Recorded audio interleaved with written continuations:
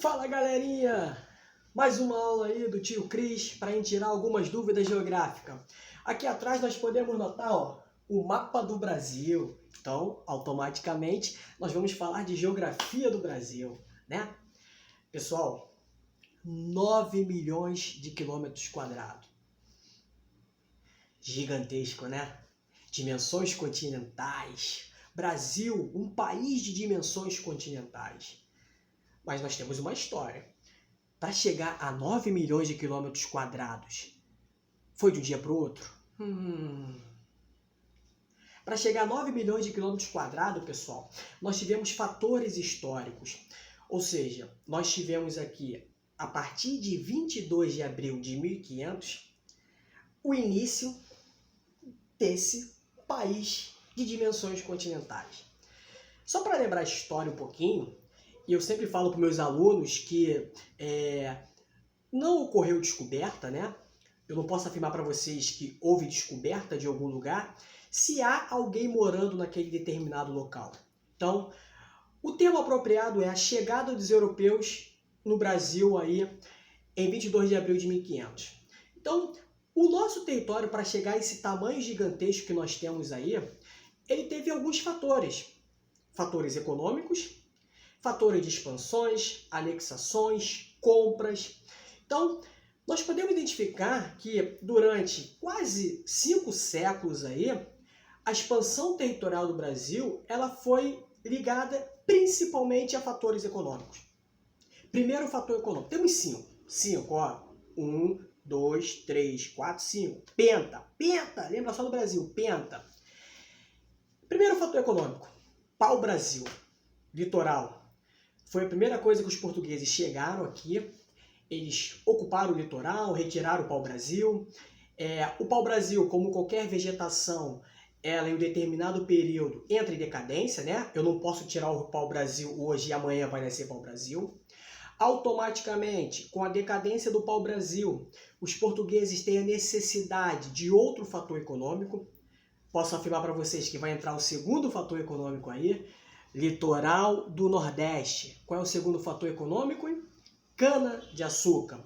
No período da cana-de-açúcar, principalmente pelas capitanias hereditárias, qual era a finalidade das capitanias hereditárias no século XVI? Automaticamente era de ocupar e povoar o território. O nosso território ele já era um território visado. Como assim visado, professor? Franceses, holandeses já queriam, papar o nosso território, mas com as capitanias hereditárias. O que eram as capitanias hereditárias? Pegava um cara que tinha o poder aquisitivo em Portugal, olha só, você vai para lá, você vai ocupar, você vai povoar aquela região. As 15 capitanias hereditárias, né? Então nós podemos notar que com o segundo fator econômico, que é a cana-de-açúcar no litoral, o fator econômico que mais durou no Brasil colônia, cerca de 150 anos, nós tivemos o quê? Nós tivemos aí principalmente a riqueza do Nordeste. Durante 150 anos, o Nordeste foi o quê? O bambambam do território ou do Brasil colônia. Com o passar do tempo, a nossa cana entra em decadência. Qual é o fator da decadência da nossa cana? Os holandeses tentaram invadir nosso território, logo foram expulsos. Automaticamente, eles sendo expulsos, eles se direcionam para a América Central. Lá na América Central, o que eles fazem? Começam a produzir cana. Produzindo cana, eles começam a competir com a gente. Lá eles refinavam, eles tinham os meios de transporte deles mesmos, ou seja, a cana deles era mais barata que a nossa, automaticamente a nossa cana entra em decadência. Com o passar do tempo, decadência da cana, os portugueses começam, através dos bandeirantes e dos jesuítas, começam a ir para o interior do nosso país. Indo para o interior do nosso país, final do século XVII, início do século XVIII, eles encontram o que eles vieram buscar aqui em 1500, que é o ouro. Terceiro fator econômico. Olha só, pessoal. Terceiro fator econômico, ouro. Diferença. Pau-Brasil, primeiro fator econômico, e a cana-de-açúcar, o segundo fator econômico, foi somente aonde? Litoral. O ouro não. O ouro é no interior do nosso país. Então nós podemos notar o quê? Nós podemos notar expansões. O que vai acontecer, pessoal? Ouro, a pecuária sempre ajudando nesse período. A pecuária sempre foi importante desde 1500. Ela sempre ajudou na locomoção de pessoas, no movimento de transporte dos produtos. Então a galera vai para o interior. Lá no interior, surgimento de cidades importantes como Mariana, Ouro Preto, São João del Rei, aumento da população cerca de 10 vezes mais, porque a galera lá em Portugal descobre que tem ouro aqui, eles começam a vir para cá. Então, esses 3 fatores econômicos que eu falei para vocês, eles foram no Brasil colônia. Ou seja, tudo que era descoberto aqui, entre aspas, ia embora para Portugal. A partir do início do século XVIII, nós temos o nosso 4º fator econômico. Esse fator econômico é importantíssimo. Ele vai ser o fator econômico que vai gerar o início da nossa industrialização e o início da nossa urbanização. Café.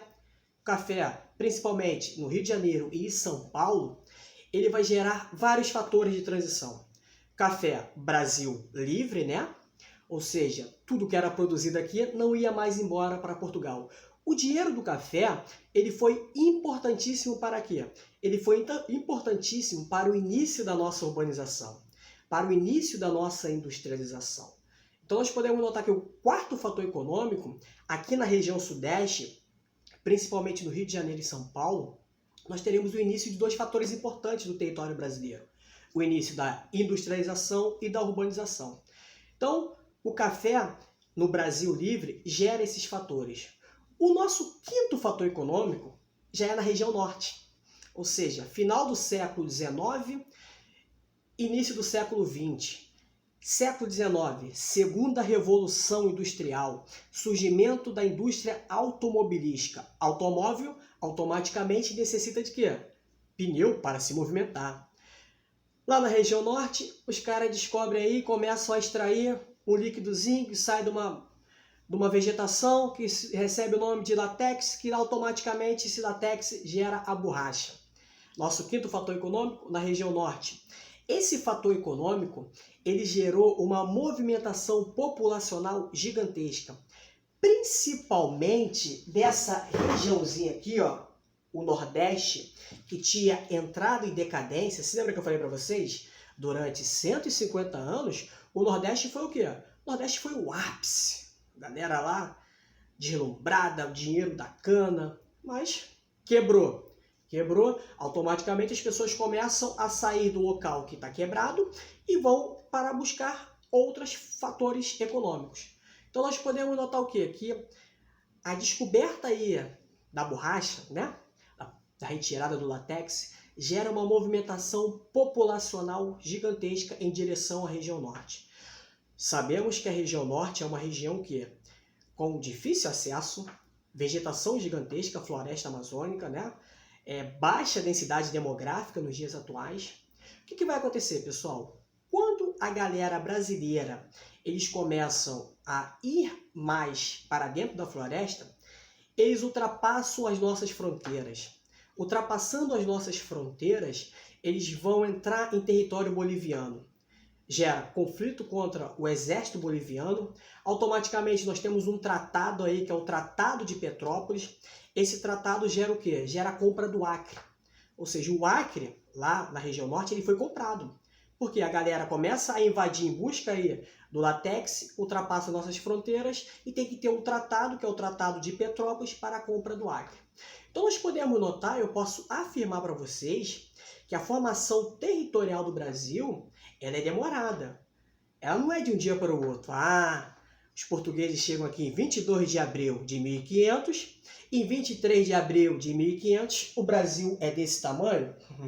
Pelo contrário, nós tivemos vários fatores para que chegássemos ao tamanho gigantesco que nós temos nos dias atuais. Então nós podemos notar, pessoal, para chegarmos a esse tamanho gigantesco, nós principalmente passamos por fatores econômicos, por anexações e compra de territórios. Espero que vocês tenham entendido essa matéria e em breve nós estaremos juntos de novo. Beijo do tio Cris!